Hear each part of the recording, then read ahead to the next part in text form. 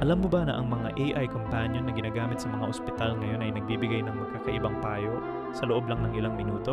Isang babae na may cancer ay nakatanggap ng 4 na magkakaibang sagot mula sa kanyang AI companion tungkol sa kamatayan. Una, sinabi ng AI na tanggapin niya ang kamatayan dahil natural lang ito ayon sa Stoic philosophy. Pagkatapos, binigyan naman siya ng pag-asa tungkol sa reincarnation mula sa Hindu tradition. Maya-maya, sinabi naman na magiging parte siya ng mga ninuno ayon sa African beliefs. At sa huli, sinabihan siyang mag-detach sa lahat ng desires tulad ng Buddhism. Lahat ng ito sa loob lang ng isang pag-uusap. Ang AI ay nag-switch ng philosophy depende sa emotions ng pasyente.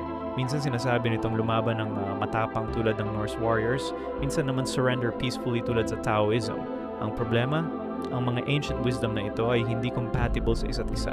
Ang mga tradisyong nag-develop ng daan-daang taon ay naging contradictory comfort algorithms lang. Sa halip na guminhawa, nagdudulot pa ito ng confusion sa mga pasyente.